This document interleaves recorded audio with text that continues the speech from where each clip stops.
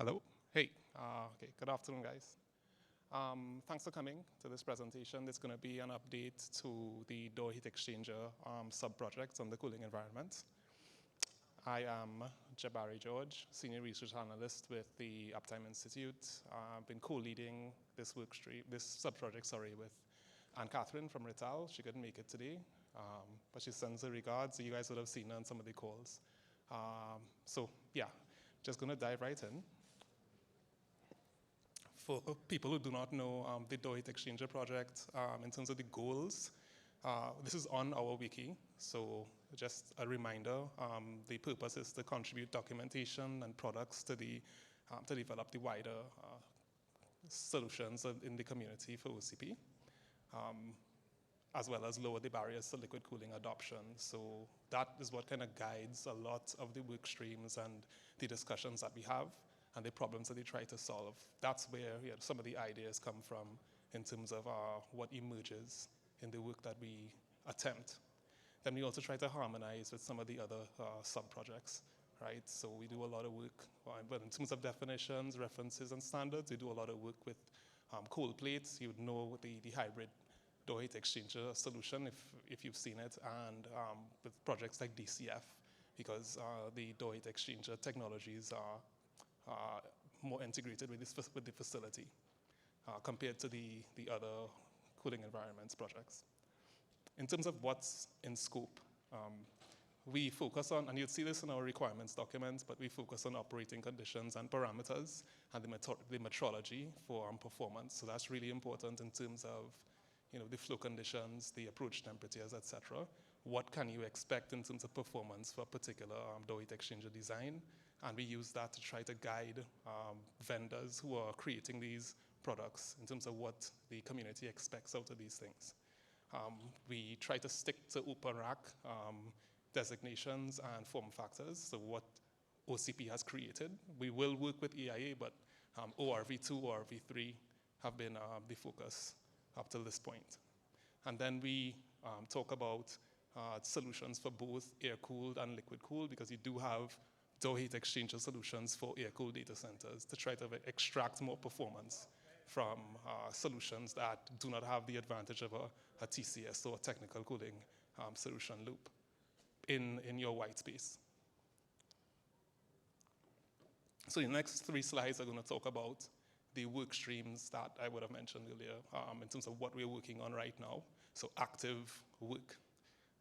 The first is the door heat exchanger interfaces work stream. We are going to look at the interfaces for the cooling, the data, and the power, right? And what this kind of emerged from in the work that's been done so far, we have an ORV3 framework for the actual rack. We've, as an OCP, has done work on the manifold, on the universal quick disconnects. So the next step in terms of kind of standardizing a liquid cooling deployment is the interface between those pieces and, well, the rack itself and the TCS. And if you'd have seen yesterday, there was an ongoing TCS, a modular TCS work group that is actually happening, but we are looking at what's between the rack and that TCS.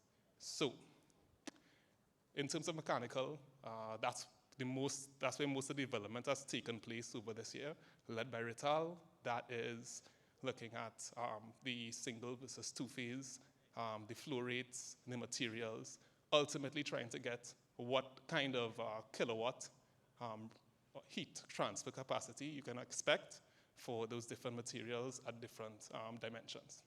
So we are looking at 2 or 3 different types that are very common in the industry already, and trying to give the community an expectation in terms of what, if we standardize across those 3, what kind of performance you could expect.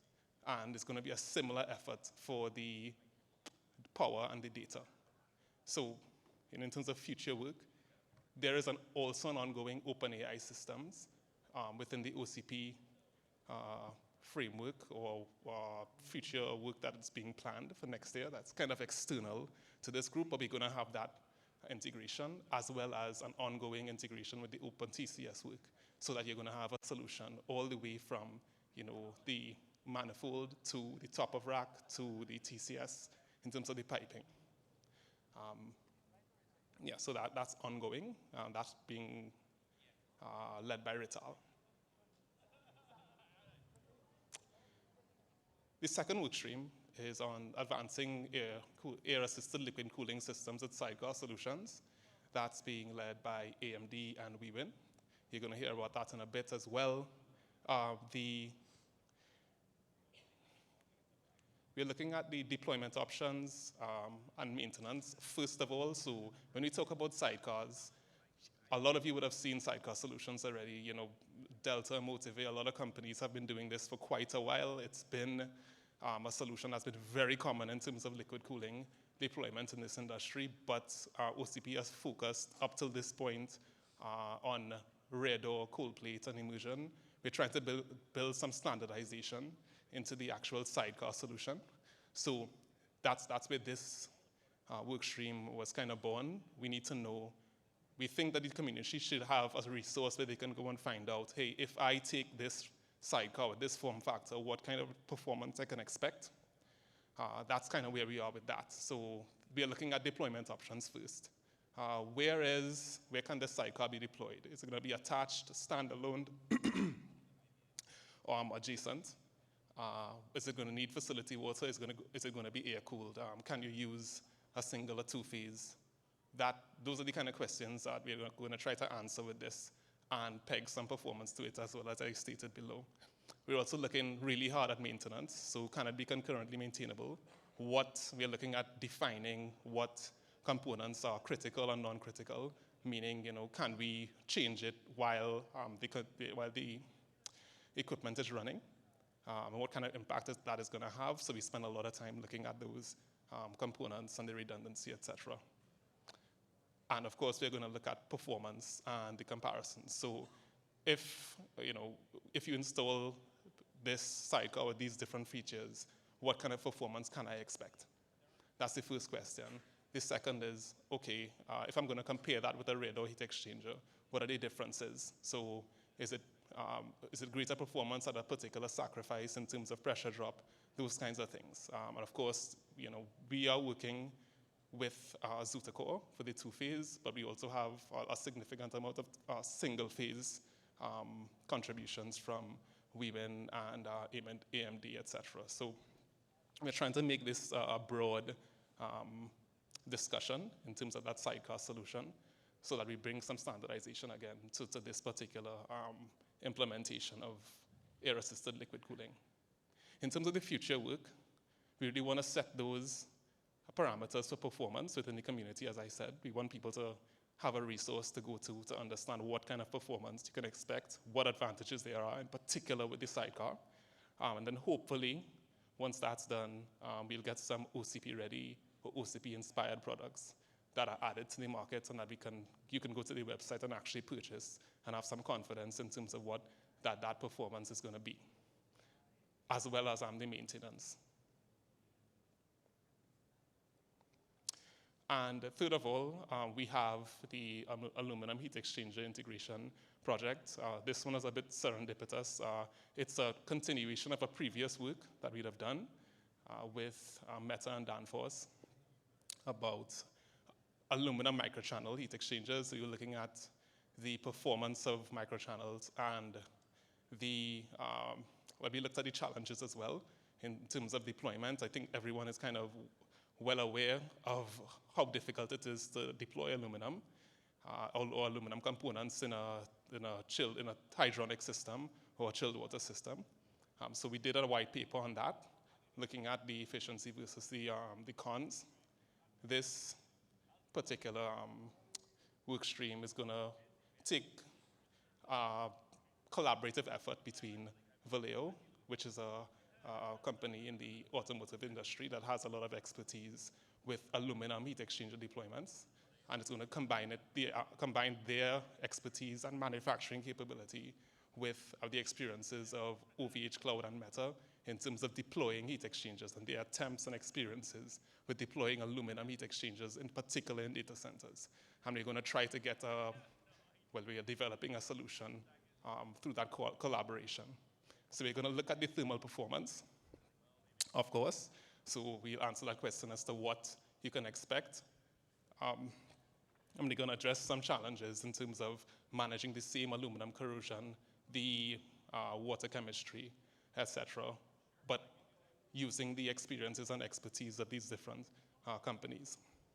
Then we're going to look at standardizations as well, because to deploy aluminum like this, you're going to need coatings and linings, maybe different coolants, just to impact that or to minimize that corrosion resistance and maximize the thermal performance. And then integration into the actual data center. And I mentioned the integration because, as you can see, it's a snippet there of a heat exchanger. That is kind of a bit non-standard, and that is just the initial implementation. We are hoping to kind of develop that to see how it fits best into the ORV3 framework, right? So we're going to look at all of that as we develop this heat exchange, this work stream. In terms of the future work, hopefully, again, OCP-inspired product is going to come out of this. And then also, because it's aluminum that we're deploying, we know that there are advantages with that material in terms of the sustainability, in terms of the performance, in terms of weight. So we're hoping that once we can actually establish, yes, you can safely and reliably deploy aluminum and in a heat exchange service in a data center, that's going to implement or influence the solutions that you see in other cooling environments deployments. So, for instance, maybe with immersion, if you're talking about an interface between, a heat exchanger interface between a dielectric and chilled water system, that is based on aluminum. So we are really actually excited about this and where it goes, because it really opens up a whole other realm of heat exchanger application. So I just wanted to highlight these guys, because they've done a lot of work this year. They're all around the room here, and you'll see them in a bit on the stage. But we've had input from Rital, AMD, WeWin, Vallejo, and OVH Cloud. In the background, we've had help from Envicool, from Zutacore, from Agreco. A lot of companies have worked, but these are the guys that have decided to speak and present the work of the group.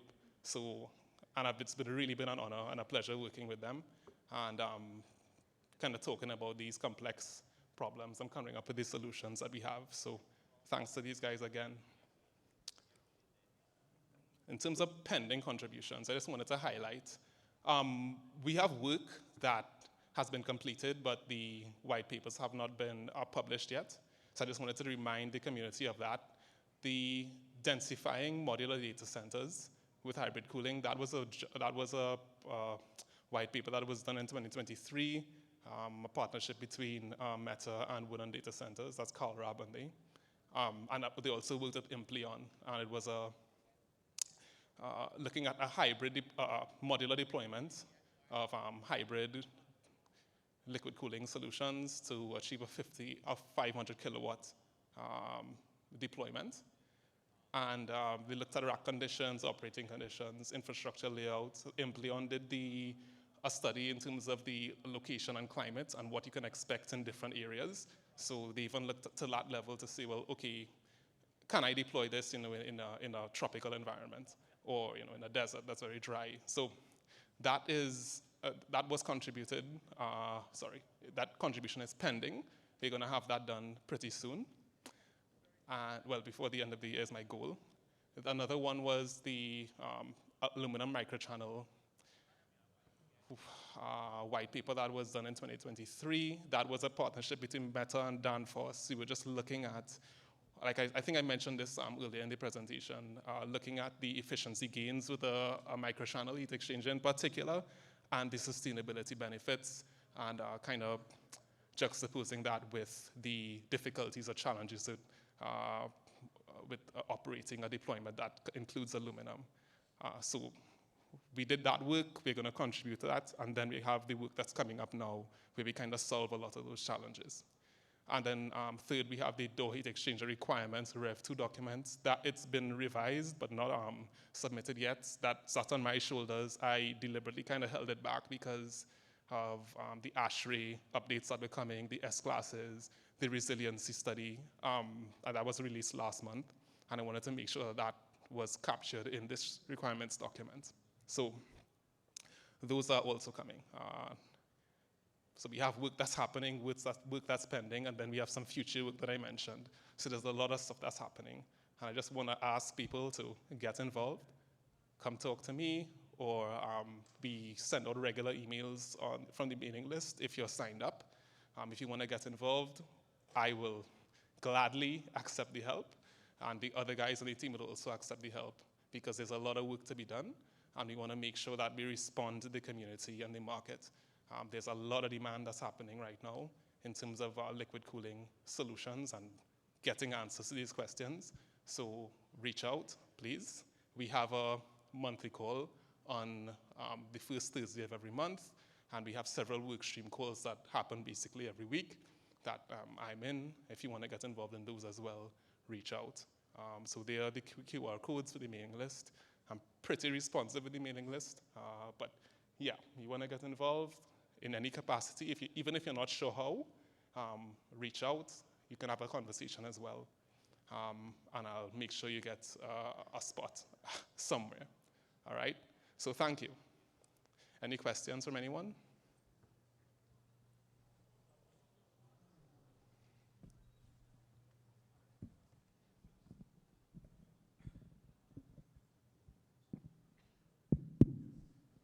Oh.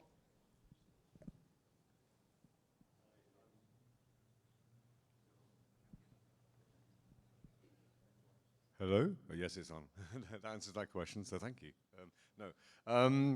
So I was wondering how the video heat exchanger work relates to the modular data center project that you have on the other work. Yeah, so we presented on that in detail, so you can actually go online and see the detailed presentation. But it was, inside the modular data center, we had a rear door set up. So yeah, it was rear door and I think cold plate with hot tiles. So it's in there, we're just basically showing that if you can use liquid cooling with a rear door heat exchanger, that specific deployment to get 500 kilowatts of density in that footprint. Okay, thank you. Yeah. Actually, John, John right here was one of the authors. So if you want some, John at the front, this guy, yeah. All